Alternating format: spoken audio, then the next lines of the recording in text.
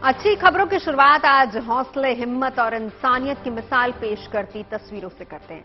ये तस्वीरें अरब सागर की हैं। दरअसल अरब सागर में एक हाई टाइड की वजह से मालवाहक जहाज बीच में ही फंस गया, जिसकी सूचना गुजरात के पोरबंदर में कोस्ट गार्ड को दी गई। अलर्ट जारी हुआ तो तुरंत कोस्ट गार्ड के जहाजों ने मोर्चा संभाली और बीच समंदर में फंसे जहाज से लोगों को सुरक्षित निकाल लिया गया। तस्वीरें बताती हैं कि समंदर में एक एक जान बचाने के लिए कोस्ट गार्ड की टीम कितनी मुस्तैद है, कितनी तत्पर है और इसीलिए तस्वीरें भरोसा देती हैं। इन्हें देखकर देश के जवानों पर गर्व होता है, सर फख्र से ऊंचा हो जाता है। और इसके साथ ही एक दूसरी तस्वीर भी है जिसकी चर्चा आज खूब हो रही है और ये तस्वीर आई है काशी से। 14 अप्रैल 2014 को प्रधानमंत्री नरेंद्र मोदी ने बनारस से लोकसभा चुनाव के लिए नामांकन दाखिल किया था और काशी को क्योटो बनाने का प्रण लिया था। यहां से नरेंद्र मोदी जीते भी और अपने वायदे के मुताबिक काशी का कायाकल्प भी किया और अभी कर भी रहे हैं। काशी अपने आध्यात्म के लिए जानी जाती है। सुबह बनारस का नजारा अभी तक आप लेते आए हैं, लेकिन अब आप शाम काशी का दीदार भी कर सकेंगे। काशी के विकास में अब एक और पन्ना जुड़ने वाला है। काशी में अब नाइट बाजार की शुरुआत होने जा रही है, जिसके दो मकसद हैं। पहला तो ये कि यहां की कला और संस्कृति लोगों तक पहुंच सके और दूसरा ये कि यहां के लोगों को रोजगार के नए अवसर मिले। तो नाइट बाजार खुलने से कैसे बदलेगी काशी की नाइट लाइफ, देखिए।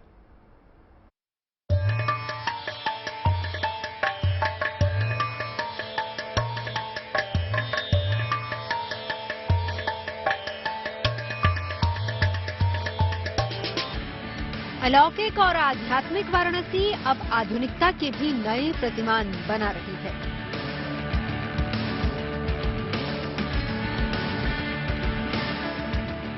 अभी तक सुबह बनारस का जिक्र हुआ करता था, लेकिन अब यहां रातें भी जगमग होने वाली हैं। ये रोशनी, ये सजावट बनारस की बदलती तस्वीर की एक वानगी भर है। ये इलाका और भी गुलजार होने वाला है, क्योंकि यहां नाइट बाजार की शुरुआत होने जा रही है। प्रधानमंत्री नरेंद्र मोदी अपने वाराणसी दौरे पर ये सौगात भी देंगे।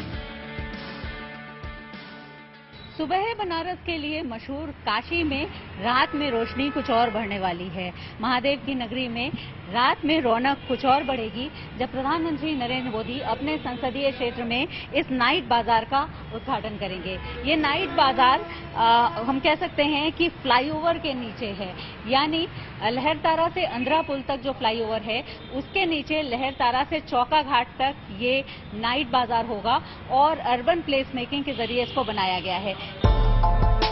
काशी को स्मार्ट सिटी के तौर पर विकसित करने का सपना साकार होने लगा है। इसी सिलसिले में नए निर्माण ही नहीं बल्कि नए प्रयोग भी हो रहे हैं। एक ऐसा ही प्रयोग है नाइट बाजार का। ये बाजार लहरतारा चौका घाट फ्लाईओवर के नीचे करीब 2 किलोमीटर के इलाके में लगेगा और इसमें घरेलू सामान से लेकर सजावटी चीजें और खाने पीने की दुकानें भी होंगी। लेकिन सबसे बड़ी खासियत ये है कि सैलानी इस बाजार में वो चीजें भी खरीद पाएंगे जो बनारस की पहचान है। वैसे कहने की जरूरत नहीं है कि नाइट बाजार की जगमगाती हुई ये दुकानें भी जल्दी ही काशी की पहचान बनने वाली हैं। ये जो स्ट्रक्चर है ये वो कियोस्क है जिस कियोस्क में दुकानें होंगी।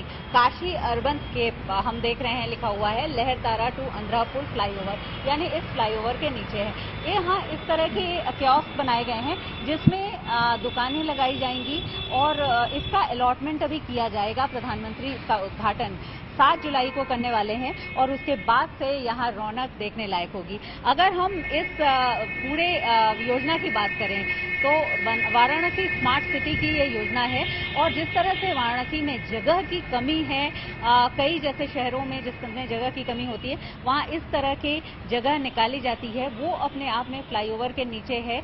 ये एक और खास बात है क्योंकि आमतौर पर देखा जाता है कि फ्लाईओवर के नीचे अतिक्रमण होता है, तो ऐसे में उससे भी निजात मिलेगी और इसके साथ ही साथ इस तरह की का नाइट बाजार होगा जहां लोग चीजें खरीद सकते हैं।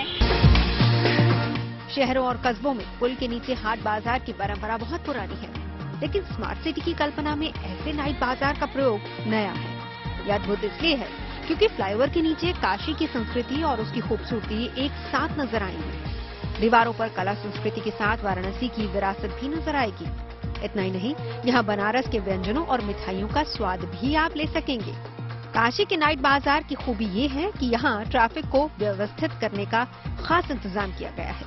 पिकअप और ड्रॉपिंग के साथ ही स्थान निर्धारित किए गए हैं। ई रिक्शा चार्जिंग पॉइंट्स की भी सुविधा है। नाइट बाजार के दोनों ओर सुरक्षा के लिए रेलिंग और पेडेस्ट्रियन क्रॉसिंग है। साथ ही पर्यटकों के लिए इंफॉर्मेशन कियोस्क भी लगाए गए हैं। दिलचस्प बात यह है कि फ्लाईओवर के नीचे सेल्फी पॉइंट, फाउंटेन और पाथवे भी बनाया गया है। सुरक्षा का जो इंतजाम है, क्योंकि इसका जो पूरी योजना है उसमें ये है कि लोग आएं और यहाँ पर बैठें, यहाँ वाराणसी के, बनारस के खान पान का आनंद लें और यहाँ से चीजें खरीदें। ऐसे में यहाँ की सुरक्षा का भी ध्यान रखा गया है, यानी रेलिंग से इसको घेरा गया है, पेडेस्ट्रियन है, यहाँ पर जो पब्लिक यूटिलिटी की चीजें हैं, शौचालय वो भी है, बैठने की भी जगह है। तो ये कियोस्क सबसे खास बात है इसकी, और यहाँ पर इस तरह के कियोस्क में दुकानें होंगी। तो अब बनारस में इस तरह की योजना भी बनाई गई है। नाइट बाजार योजना इसलिए भी खास है क्योंकि इससे वाराणसी के स्थानीय कारोबारियों और छोटे दुकानदारों को मौका मिलेगा। दुकान के अलावा भी दूसरे कई तरह के रोजगार के अवसर यहाँ बनेंगे। बनारस में बनने वाले कपड़ों और दूसरी चीजों की बिक्री के लिए ये बाजार एक अहम सेंटर बनने जा रहा है। इस तरह उम्मीद की जा सकती है कि मंदिर और गंगा घाट के अलावा सैलानियों में नाइट बाजार जाने और वहां खरीदारी करने का भी क्रेज होगा। वाराणसी से समर श्रीवास्तव के साथ शिल्पी सिंह, गुड न्यूज टुडे। प्रधानमंत्री नरेंद्र मोदी करीब 4 महीने बाद कल अपने संसदीय क्षेत्र वाराणसी जा रहे हैं। वाराणसी में प्रधानमंत्री 4 से 5 घंटे तक रहेंगे और इस दौरान काशी को कई सौगातें भी मिलने वाली हैं। वाराणसी को प्रधानमंत्री करीब 1774 करोड़ की 43 परियोजनाओं की सौगात देंगे। खबर के मुताबिक 30 परियोजनाओं का लोकार्पण होगा और प्रधानमंत्री 13 परियोजनाओं का शिलान्यास करेंगे।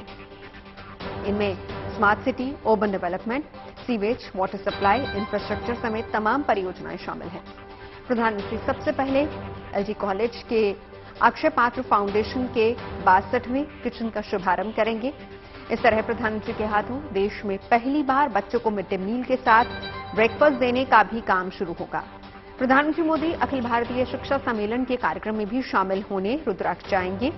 यहां वो देश के शिक्षाविदों के बीच में अपनी बात रखेंगे। डॉक्टर संपूर्णानंद स्पोर्ट्स स्टेडियम में प्रधानमंत्री स्पोर्ट्स कॉम्प्लेक्स का शिलान्यास करेंगे। लेकिन इन तमाम सौगातों के बीच जिसकी सबसे ज्यादा चर्चा है वो है नाइट बाजार। ये अपनी किस्म का नया प्रयोग है और इसे वाराणसी के विकास में एक नया मुकाम माना जा रहा है। हमारे संवाददाता शिल्पी सेन की रिपोर्ट देखिए। इस नाइट बाजार की एक और खासियत इसका लोकेशन है, यानी जिस जगह पर ये नाइट बाजार लगाया गया है। वैसे तो 1 किलोमीटर से ज्यादा ये नाइट बाजार होगा, इसका स्ट्रेच इतना है, लेकिन जिस जगह पर ये है वहां पर रेलवे स्टेशन यानी वाराणसी का कैंट स्टेशन और बस स्टेशन भी है। यानी जो टूरिस्ट, जो लोग बाहर से आएंगे, चाहे वो ट्रेन से आए, चाहे वो बस से आए, वो उतर करके जब बाहर आएंगे बस स्टेशन से या रेलवे स्टेशन से, तो उन्हें सीधे ये नाइट बाजार दिखाई पड़ेगा। इसमें जो पिलर्स हैं उसमें नंबरिंग की गई है और वॉल पेंटिंग भी की गई है फ्लाईओवर के नीचे दीवारों पर, जिसमें वाराणसी की संस्कृति, काशी की संस्कृति की झलक है, हम ऐसा कह सकते हैं। और ये जो नाइट बाजार है इसमें कियोस्क के साथ इस तरह के सिटिंग अरेंजमेंट इसमें दिए गए हैं, यानी कि लोग बैठ सकते हैं, बैठ करके इसमें कुछ रख करके खा पी सकते हैं, इसमें आराम कर सकते हैं। तो यहाँ के स्थानीय निवासी हैं, क्या नाम है? संतोष राय। संतोष जी, ये बताइए कि ये जो नाइट बाजार है बस स्टेशन के पास है, रेलवे स्टेशन के पास है, यानी उतरते ही लोग देखेंगे यहाँ पर एक बनारस की संस्कृति, बनारस के खान पान का पूरा यहाँ पर एक माहौल मिलेगा। तो कैसा ये इनिशिएटिव है और आपको लगता है सक्सेसफुल होगा? मैम, सक्सेसफुल 100% होगा, क्योंकि यहाँ से रेलवे स्टेशन नजदीक है, बस स्टैंड नजदीक है। कोई भी यात्री यहाँ उतरता है तो यहाँ आना ही आना है उसको। नाइट में मार्केट यहाँ रहती नहीं है, तो कम से कम उसको हर सुविधा यहाँ मिल जाएगी। ये बताइए कि ये जो ये बन रहा है नाइट बाजार, क्या खास बात इसकी आपको लग रही है? अभी से आपने बहुत चर्चा सुनी होगी, हालांकि प्रधानमंत्री जी उद्घाटन करने वाले। ये डेवलपमेंट हुआ है और ये इंदौर की तरह हो रहा है ये नाइट बाजार। जो नाइट बाजार जो है अब देखेंगे अब कैसा हो रहा है ये मार्केट। यानी बनारस सबसे प्राचीन शहर है, लेकिन अब आधुनिकता इस तरह से आ रही है। ये डेवलपमेंट किया है और ये जो है नाइट बाजार और दूसरे शहर की तुलना में ये क्या कर रहा है आप देखते हैं मार्केट के। बिल्कुल, तो ये एक बार जब ये नाइट बाजार शुरू होगा तो ये दिखाई पड़ेगा कि ये किस तरह का होता है।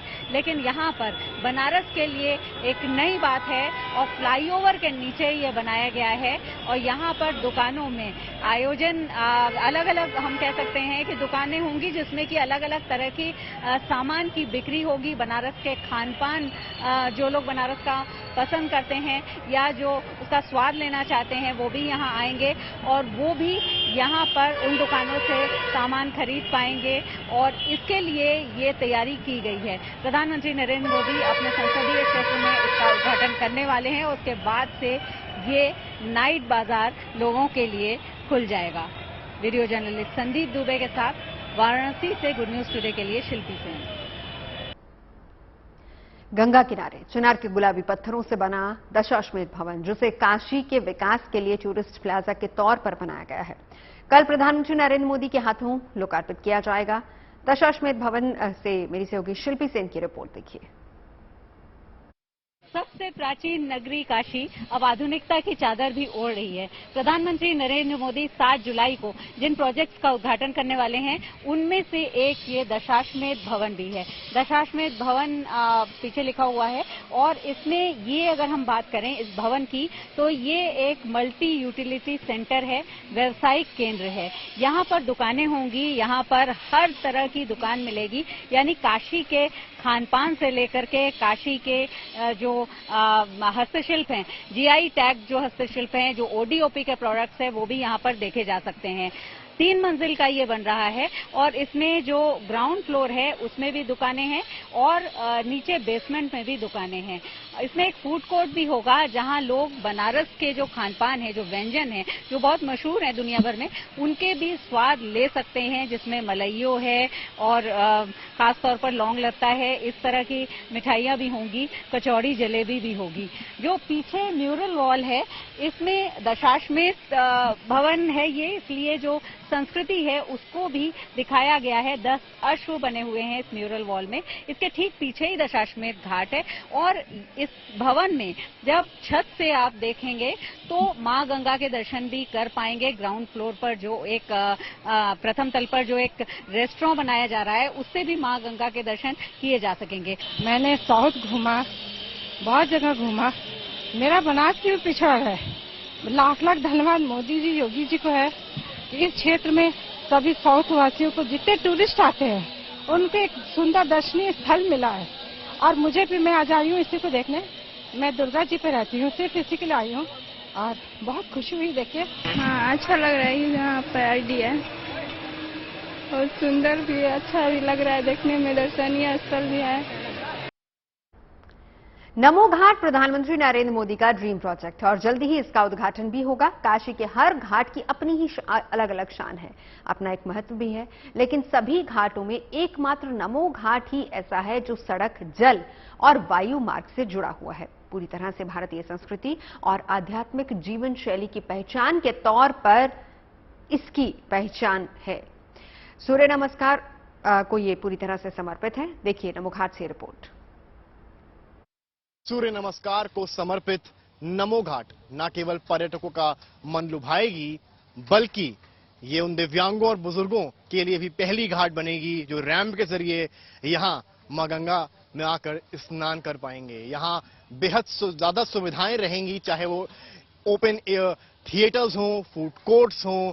तस्वीरें अगर हम आपको यहाँ से दिखाएं तो आप इस घाट को अगर देखेंगे तो आप सबसे पहले मैं आपको यहाँ पर वो स्थान दिखाऊंगा जहां पर बाथिंग जेटी है और ये वो स्थान है जहां से रैंप बनाया गया है, जिससे कि ये पहला घाट होगा जहां पर दिव्यांग भी स्नान कर सकेंगे, मां गंगा के दर्शन कर सकेंगे। उस रैंप के जरिए वो व्हील चेयर से नीचे जा सकेंगे और स्नान कर सकेंगे। इसके अलावा ये तस्वीर आप जो देख रहे हैं मेरे सामने, 2 हाथ, ये कहीं ना कहीं योग को समर्पित घाट है, नमो घाट है और उसी को एक चित्र के जरिए, एक सिंबल के जरिए यहां पर दिखाने का प्रयास किया गया है। पीछे की तरफ आपको देखेंगे अगर, तो वहां पर हेलीपैड बनाया जा रहा है। हेलीपैड के अलावा आप यहां पर अगर पूरी कलाकृति इस घाट की अगर देखेंगे, टॉप एंगल से हम आपको दिखाने की कोशिश कर रहे हैं। एक पौराणिक तरह से, जो कि वाराणसी है, धार्मिक नगरी है, उसको साबित करने का यहां प्रयास किया गया है। ओपन एयर थिएटर्स बनने हैं, जो तस्वीरें देख रहे हैं, यहां पर फूड कोर्ट्स भी बनने हैं। इसके अलावा कई सारी व्यवस्थाएं होनी है जो कहीं ना कहीं पर्यटकों को तो लुभाएंगी ही लुभाएंगी। जो युवा हैं उनके लिए पूरा घाट जो है केंद्र बनने वाला है। आप अगर इधर की तरफ देखेंगे तो यहां मैं आपको दिखाऊंगा कि सीएनजी यहां पर आपको पेट्रोल पंप नजर आएगा। और ये यहां इसलिए है क्योंकि ये घाट पहला घाट होगा वाराणसी का जहां पर आपको सीएनजी बोट्स नजर आएंगे। सीएनजी बोट्स के जरिए यहां पर लोग आएंगे और सैर कर पाएंगे गंगा की और इस पूरे नमो घाट की। पीछे अब मैं आपको तस्वीर दिखाऊंगा, यहां पर आपको नाव कुछ नजर आएंगी। ये सीएनजी की नाव है, टेंट के जस्ट पीछे हैं, और यहां पर ये पूरी सीएनजी के पाइपलाइन के जरिए इसमें सीएनजी डाली जाएगी और उसके जरिए पूरी जो आप मां गंगा हैं, और ये आपको दर्शन मैं करवाऊं यहां से नमो घाट से, तस्वीरें मैं दिखाऊं आपको, मां गंगा के साक्षात दर्शन यहां से आपको होंगे और पर्यटकों को ये जगह पसंद आने वाली है। ये पहली घाट होगी जो कहीं ना कहीं गगन, नभ और जल को एक साथ जोड़ेगी, यानी कि कनेक्टिविटी, चाहे क्रूज हो, बोट हो, या घाटों तक 4 व्हीलर का आना हो, या यहां बन रहे हेलीपैड हो। इसके जरिए तीनों ही माध्यमों से कहीं ना कहीं ये घाट जोड़ती नजर आएगी। कैमरामैन नीरज के साथ Samarth Srivastava, Varanasi, good news today. अब रुक करते हैं अगली खबर का। अच्छी खबर तो नहीं है, लेकिन ये खबर आपसे जुड़ी है, क्योंकि आप भी हवाई सफर करते हैं, तो आपकी सुरक्षा से जुड़ी ये खबर आपको दिखाते हैं। और ये खबर इसलिए आपको लिए जानना समझना बेहद जरूरी है क्योंकि सरकार एविएशन सेक्टर के विकास के लिए प्रयासरत है। अच्छी और सस्ती एयरलाइंस की दिशा में लगातार काम हो रहा है। देश को एयरपोर्ट्स के मामले में समृद्ध बनाया जा रहा है। कोशिश ये है कि चप्पल पहनने वाला आदमी भी प्लेन से सफर कर पाए। ये अच्छी तस्वीर है, लेकिन इस तस्वीर का एक दूसरा पहलू सोचने वाला है, क्योंकि सुरक्षा को लेकर लगातार सवाल खड़े हो रहे हैं।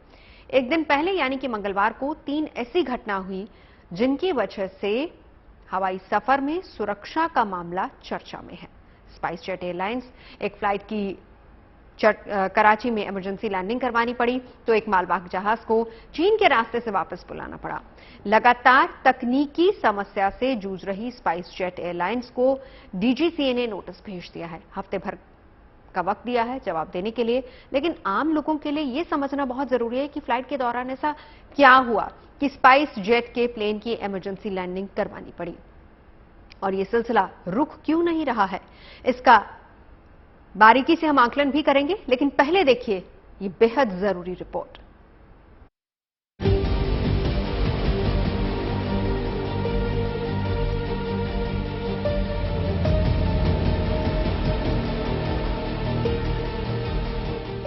कराची एयरपोर्ट पर खड़े स्पाइस जेट प्लेन की तस्वीर एक बार फिर यात्रियों की सुरक्षा को लेकर कई सवाल खड़े कर रही है। तकनीकी खामी की वजह से दिल्ली से दुबई जा रहे इस प्लेन की कराची में इमरजेंसी लैंडिंग करानी पड़ी। अच्छी बात यह रही कि प्लेन में सवार 150 से ज्यादा यात्रियों को कोई तकलीफ नहीं हुई। कराची एयरपोर्ट पर प्लेन से सभी यात्री सुरक्षित निकाल लिए गए, लेकिन स्पाइस जेट से जुड़ी ये अकेली चिंताजनक तस्वीर नहीं है। उधर कराची में प्लेन की इमरजेंसी लैंडिंग हुई, इधर कांडला से मुंबई जा रहे स्पाइस जेट प्लेन में समस्या आ गई। क्रूज के दौरान विंडशील्ड का बाहरी हिस्सा टूट गया। बताया जा रहा है कि उस वक्त विमान 23,000 फीट की ऊंचाई पर था और इसके बाद विमान की लैंडिंग करवाई गई। लेकिन स्पाइस जेट में तकनीकी खराबी आने का सिलसिला यहीं खत्म नहीं हुआ। एक ही दिन यानी 5 जुलाई को एयरलाइंस के एक मालवाहक विमान को भी तकनीकी खामी की वजह से वापस लौटना पड़ा। स्पाइस जेट फ्लाइट कोलकाता से चीन के चोंगकिंग जा रही थी, लेकिन फ्लाइट के टेक ऑफ करने के बाद रडार में खराबी आ गई। इस वजह से वेदर का पता नहीं चल पा रहा था। इसके बाद फ्लाइट की कोलकाता में सुरक्षित लैंडिंग करवाई गई। एक दिन में किसी एक एयरलाइंस की 3 फ्लाइट्स में तकनीकी खराबी आना चिंता का सबब है, लेकिन चिंता के साथ सवाल इसलिए है क्योंकि पिछले 18 दिनों में 8 बार स्पाइस जेट की फ्लाइट्स में तकनीकी खामी आई है। दिल्ली से जबलपुर जा रही स्पाइस जेट की फ्लाइट करीब 5,000 फीट की ऊंचाई पर थी कि तभी प्लेन के केबिन में धुआं दिखा। देखते ही देखते प्लेन में धुआं भरने लगा। धुआं इतना ज्यादा था कि यात्रियों को परेशानी होने लगी। कोई दूसरा रास्ता नहीं था। प्लेन को वापस दिल्ली एयरपोर्ट पर लाया गया। सभी यात्री सुरक्षित प्लेन से निकाल लिए गए, लेकिन यात्री बुरी तरह से डर गए। स्पाइस जेट एयरलाइंस में ऐसी खामियां रोके नहीं रुक रही हैं। एक हादसा टल जाने के बाद अभी राहत की सांस भी नहीं ली जाती कि दूसरी बार हवा में सांसें अटक जाती हैं। 25 जून को पटना से गुवाहाटी जा रही फ्लाइट में भी तकनीकी खराबी आई। 24 जून को गुवाहाटी कोलकाता फ्लाइट में तकनीकी खामी आई, प्लेन को वापस लाना पड़ा। 19 जून को पटना से दिल्ली आ रही फ्लाइट की इमरजेंसी लैंडिंग करानी पड़ी। स्पाइस जेट के विमान की लेफ्ट विंग में टेक ऑफ के वक्त चिंगारी निकलने लगी। इसके बाद पटना में ही इसकी इमरजेंसी लैंडिंग करवाई गई। शुरुआती जांच में बर्ड हिट का मामला सामने आया था। विमान में 185 यात्री सवार थे। इसी तरह 2 जुलाई को दिल्ली गुवाहाटी फ्लाइट में भी तकनीकी खराबी आई, जिस वजह से प्लेन को वापस दिल्ली लाना पड़ा। इसके अलावा दिल्ली से जा रही फ्लाइट में पायलट को महसूस हुआ कि केबिन में जरूरी प्रेशर नहीं बन रहा। इसके बाद प्लेन की इमरजेंसी लैंडिंग करवानी पड़ी। एक के बाद एक हो रही घटनाओं पर डीजीसीए की पूरी नजर है। सभी घटनाओं की जांच भी हो रही है और डीजीसीए ने सुरक्षा खामियों को देखते हुए स्पाइस जेट को शो कॉज नोटिस जारी किया है। इसका जवाब देने के लिए स्पाइस जेट को 3 हफ्ते का समय दिया गया है। वहीं उड्डयन मंत्री ज्योतिरादित्य सिंधिया ने भी ट्वीट करके साफ कर दिया है कि यात्रियों की सुरक्षा सर्वोपरि है। सुरक्षा को लेकर छोटी से छोटी गलती की भी पूरी तरह से जांच हो और उसे ठीक किया जाएगा। डीजीसीए ने साफ कहा है कि स्पाइस जेट एयरक्राफ्ट नियमों के तहत सुरक्षित, बेहतर और भरोसेमंद सेवाएं देने में फेल हुआ है। जाहिर है, सुरक्षा को लेकर भरोसा जीतने के लिए स्पाइस जेट को काफी मशक्कत करनी पड़ेगी। Bureau report, good news today. पिछले 18 दिनों में 8 बार स्पाइस जेट के अलग अलग प्लेन्स में तकनीकी खराबी आई है। कुछ मौके ऐसे थे जब यात्रियों की जान खतरे में पड़ गई। कोई बड़ी दुर्घटना हो सकती थी। गनीमत ये रही कि ऐसे तमाम मामलों में किसी यात्री को कोई समस्या नहीं आई। लेकिन सवाल अपनी जगह है, स्पाइस जेट के साथ ऐसा क्यों हो रहा है?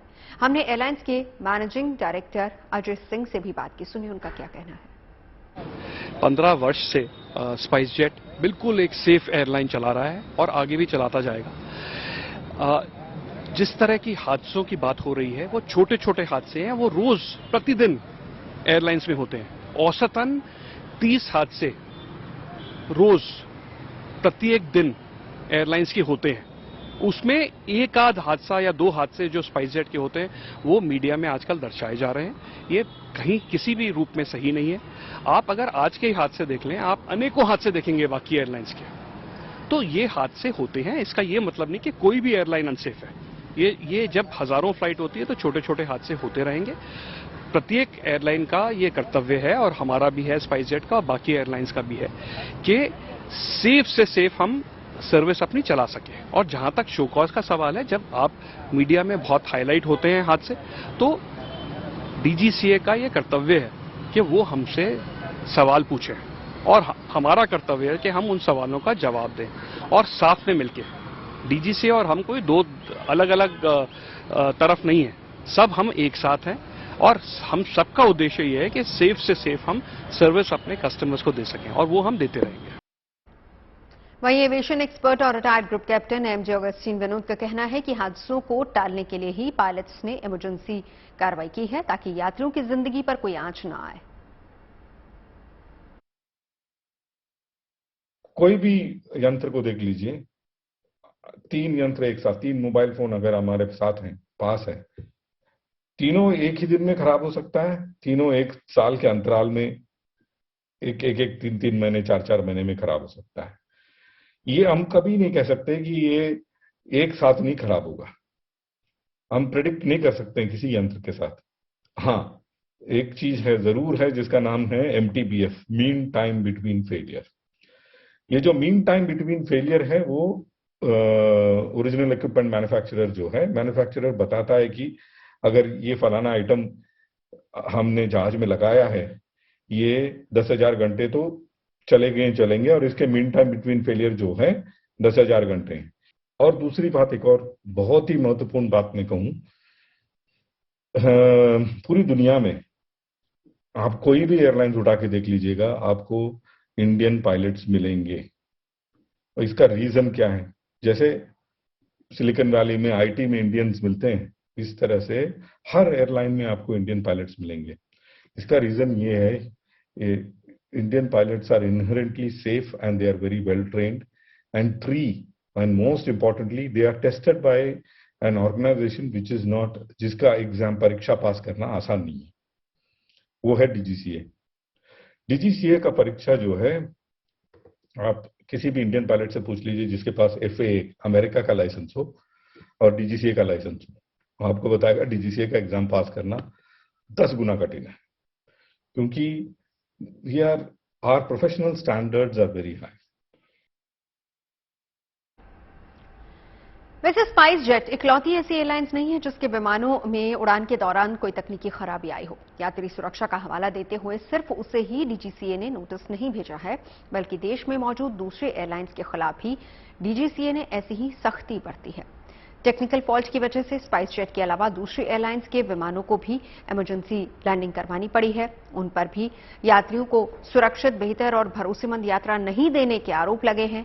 ऐसे में स्पाइस जेट के अलावा उन एयरलाइंस के बारे में भी जानना चाहिए जिनमें इस साल सफर करने के दौरान यात्रियों को असुरक्षा महसूस हुई।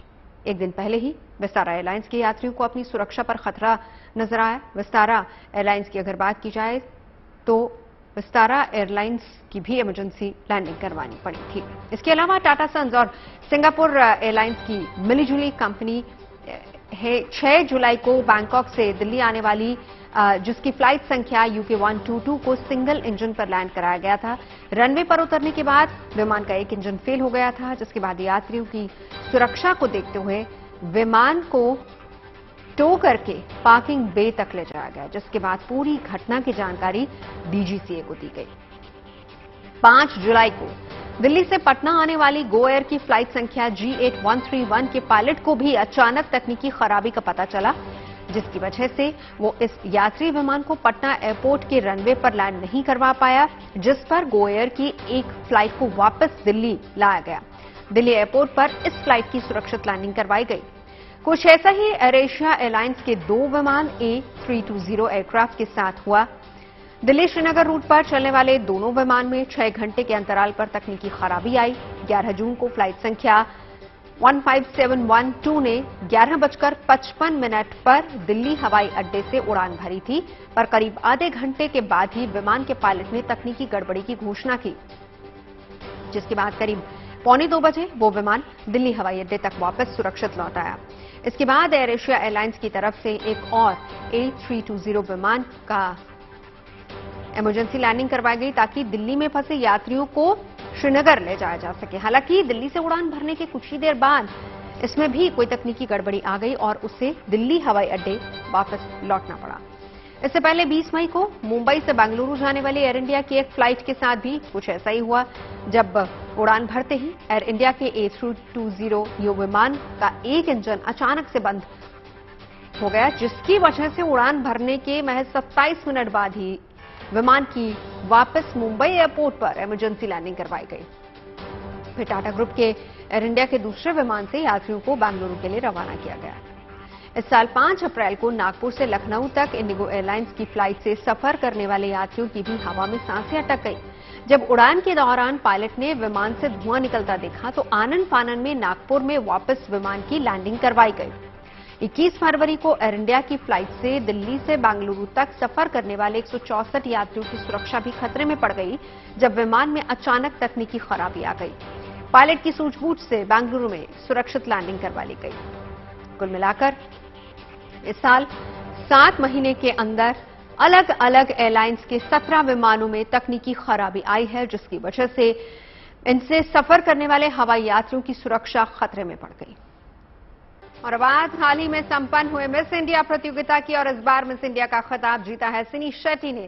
सिनी कर्नाटक की रहने वाली है। सिनी शेट्टी ने 31 फाइनलिस्ट को पीछे छोड़कर यह खिताब अपने नाम किया, और अब हम आपकी मुलाकात करवाने जा रहे हैं सिनी शेट्टी से।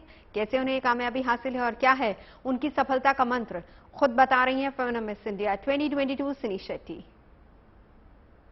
एक नाम जो सबकी जुबान पर फिलहाल है वो है सिनी शेट्टी का, जिन्होंने miss India Femina miss India 2020 crown जीता है। आइए उनसे बात करते हैं। हाय सिनी, कैसा लग रहा है आपको? काफ़ी ओवरवेल्म फील हो रहा है, खुशी का मौका है, बट क्राउन है सर पे, ताज आया है तो उसे निभाना भी पड़ेगा, रिस्पॉन्सिबिलिटीज़ भी है सर पे, तो working towards all the effort. सिनी, हमें बताइए वो मोमेंट कब था जब आपने डिसाइड किया था ये पैजेंट में आप हिस्सा लेंगे या आप मॉडलिंग लाइफ में जुड़ेंगे? जैसे एकेडमिकली मैं बात करती हूँ, मैं I have a bachelors degree in accounts and finance और फिलहाल के लिए मैं CFA परस्यू करना चाहती हूँ मेरे प्रोफेशनल स्टडीज़ के लिए। कॉलेज में थी मैं और मैं पढ़ाई कर रही थी एंड दिस एक लेडी आती है मेरे पास और वो वॉक इन करके मुझे कहती है कि आपके पास वो फेस है, आपके पास वो पर्सनालिटी है, आपके पास वो ऑरा है टू मॉडल। तो मैंने उसके मुंह पे हंस दिया था, मैंने उसको बोला था कि मेरा एग्जाम है 1 घंटे में, तो I am not interested in, वो इंटरेस्ट नहीं है मुझे वो बातों में करके। जब एग्जाम खत्म और मैं जब घर गई तो ऐसे ही मैं मिरर में अपने आप को देख रही थी तो एक वो चीज स्ट्राइक हुई कि मैं क्यों हंसी अपने आप को देख के। क्या मुझे लगा कि I am not model material? क्या मुझे लगा मेरे में वो नहीं है? तो वो क्यूरियोसिटी जो थी, it has help me shape my life. आगे की जितनी भी मेरी अचीवमेंट्स, आगे मेरी जितनी भी मेरे फेलियर अचीवमेंट्स या कोई भी जो पाथ थे मेरे, वो एक एक करके वो connection of dot was curiosity. मैंने जब सोचा कि अकाउंट्स एंड फाइनेंस के साथ मैं मॉडलिंग करूंगी तो क्यूरियोसिटी एक कनेक्शन था। मैं जब डांस करती थी तब जब मुझे लोग बोलते थे मुझे भी सिखाना, जब मैं मना करती थी तब मैं पूछती थी खुद को मैं क्यों मना कर रही हूँ। तो वो एक क्यूरियोसिटी होती कि मैं सिखा के देखती हूँ कि मैं कैसे करूँगी। वहाँ से पेजेंट जब मुझे ऑफर आया, मुझे जब पता चला there is admission of forms, and I was like मैं क्यों ना अप्लाई करूँ, ट्राई आउट करते हैं। And try out of efforts and good luck has got me this crown. Family से कितना सपोर्ट आपको मिला है, मम्मी डैडी से, और क्या क्या चैलेंजेस आपने ओवरकम किए? जैसे मैंने कहा था कि मैं एकेडमिक कोर्स से शिफ्ट करके मॉडलिंग एज अ करियर आऊँगी।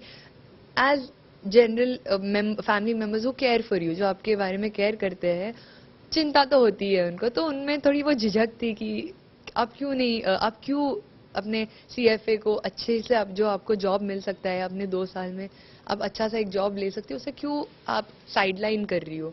लाइक अभी भी मैं पढ़ाई तो कर ही रही हूँ, जैसे मेरे आने वाले नेक्स्ट 8 मंथ्स या 1 ईयर में मुझे करना तो है ही वो एग्जाम का, बट उसको साइडलाइन ना करो, आप पूरे अपनी पढ़ाई खत्म कर लो, फिर आपको जो कर रहा है करो।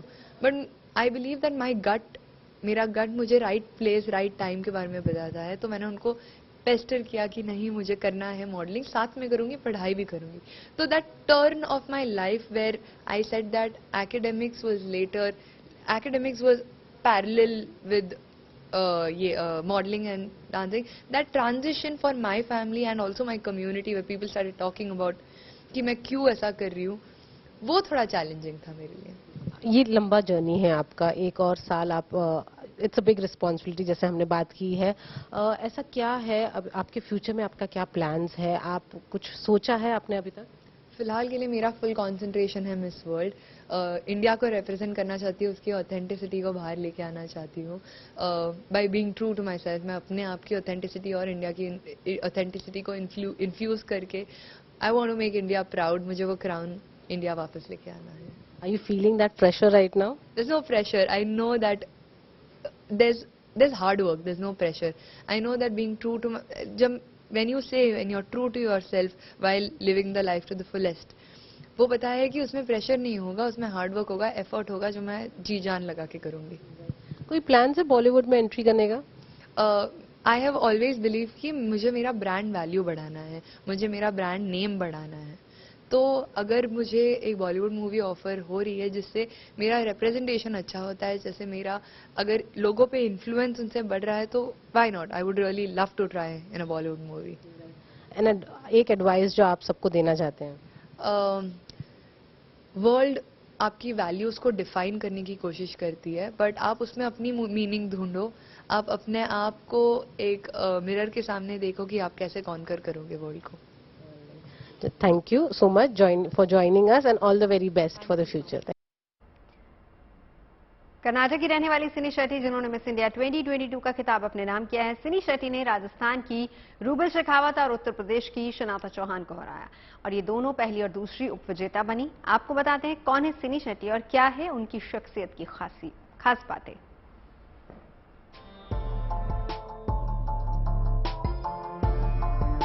कर्नाटक की सिनी शेट्टी ने जीता मिस इंडिया 2022 का खिताब।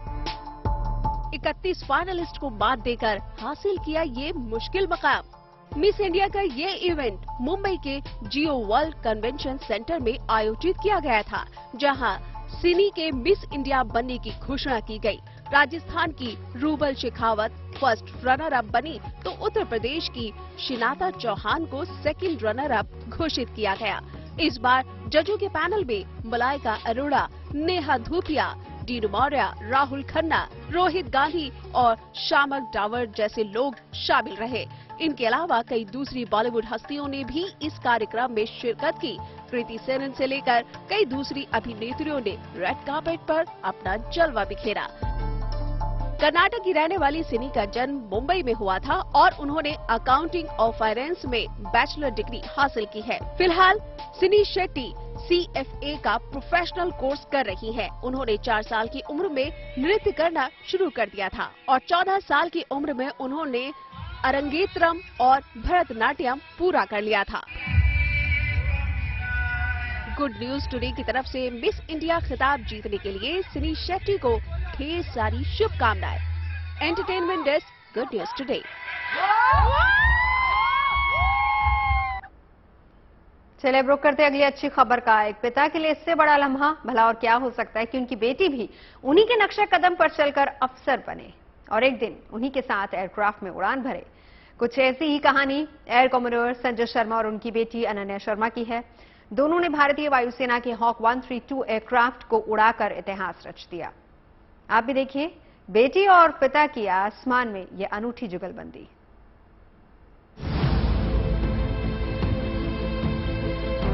बदन पर फाइटर पायलट की वर्दी, शानदार चाल और फाइटर जेट की सवारी।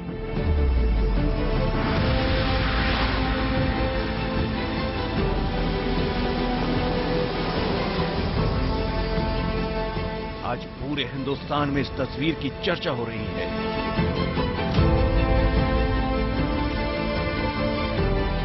खतरनाक फाइटर प्लेन उड़ाने वाली ये पिता पुत्री की जोड़ी है। पापा के साथ आसमान में परवाज भरकर बेटी ने इतिहास रच दिया।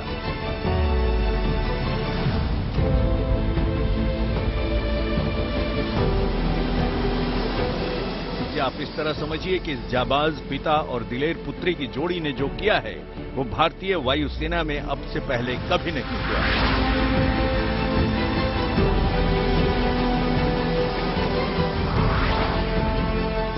फ्लाइंग ऑफिसर अनन्या शर्मा ने अपने पिता एयर कॉमोडोर संजय शर्मा के साथ फाइटर प्लेन के साथ उड़ान भरने वाली पहली महिला भारतीय पायलट बन गई हैं। भारतीय वायुसेना का डॉक 132 एयरक्राफ्ट उड़ाने वाली पहली पिता पुत्री की जोड़ी है। Ananya always used to say, "Papa, I want to be a fighter pilot like you." And after her commissioning, when for the first time she came as flying officer Ananya Sharma and saluted me, I was really proud, very very proud. Ananya ने बचपन से अपने पिता को भारतीय वायुसेना में fighter pilot के तौर पर देखा है। वायुसेना के माहौल में पलने बढ़ने के कारण अनन्या ने कभी दूसरे किसी प्रोफेशन के बारे में कभी नहीं सोचा। 2016 में IAF की पहली महिला फाइटर पायलट को देखने के बाद अनन्या को अपना सपना पूरा होता दिखा। इलेक्ट्रॉनिक्स और कम्युनिकेशन से बीटेक पूरा करने के बाद अनन्या IAF के फ्लाइंग ब्रांच की ट्रेनिंग के लिए चुन ली गई। फाइटर पायलट के तौर पर अनन्या ने दिसंबर 2021 में वायुसेना ज्वाइन की, जबकि उनके पिता एयर कॉमोडोर संजय शर्मा 1989 में भारतीय वायुसेना के फाइटर स्ट्रीम में कमीशन हुए थे। उन्हें MiG-21 स्क्वाड्रन के साथ फ्रंट लाइन फाइटर स्टेशन की कमान संभालने के साथ लड़ाकू ऑपरेशंस का काफी अनुभव रहा है। इसी साल 30 मई को कर्नाटक के बीदर एयरफोर्स स्टेशन से दोनों ने एक साथ फाइटर प्लेन उड़ाकर इतिहास रच दिया। As a child, I would often ask him why women fighter pilots are not there in the Indian Air Force, and he would tell me in his characteristic style that don't worry, you will be one. Growing up, we were mostly always posted to fighter bases, so we would often hear the sound of jets flying over us, and knowing the fact that my father is flying one of them used to really inspire me. हर संतान का सपना होता है कि वो कुछ ऐसा करे जिससे उसके माँ बाप को गर्व हो। अनन्या शर्मा का सपना हमेशा से अपने पापा जैसा बनने का था। इसी सपने को पूरा करते हुए उन्होंने ऐसी उपलब्धि हासिल की जिससे उनके पिता ही नहीं पूरे देश को गर्व है। Bureau report, good news today. एक अच्छी खबर पंजाब से, जहां मुख्यमंत्री भगवंत सिंह मान 7 फेरे लेने जा रहे हैं। उनकी डॉक्टर दुल्हनिया को मां और बहन ने चुना है। कल दोपहर 12 बजे चंडीगढ़ में सीएम आवास में घरेलू फंक्शन में भगवंत मान दूसरी बार शादी कर रहे हैं। हालांकि मेहमान के नाम पर दिल्ली के मुख्यमंत्री अरविंद केजरीवाल जरूर पहुंच रहे हैं। भगवंत मान को सियासी जगत से लगातार शुभकामनाएं भी मिल रही हैं। कहा जा रहा है कि शादी की तैयारियों का जिम्मा आम आदमी पार्टी के राज्यसभा सांसद राघव चड्ढा के पास है और इसे लेकर राघव चड्ढा के एक ट्वीट को लोग खूब पसंद कर रहे हैं। असल में एक यूजर ने राघव चड्ढा और भगवंत मान की तस्वीर शेयर करते हुए लिखा कि लोगों को लगता था कि आम आदमी पार्टी में चड्ढा सबसे योग्य कुंवारे हैं।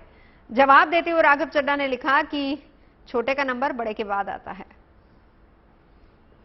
48 साल के मुख्यमंत्री भगवंत मान की शादी कल दोपहर 12 बजे चंडीगढ़ में मुख्यमंत्री आवास पर होगी। इस मौके पर घरवाले और करीबी रिश्तेदारों के अलावा दिल्ली के मुख्यमंत्री अरविंद केजरीवाल के साथ आम आदमी पार्टी के कुछ बड़े नेता शामिल होंगे।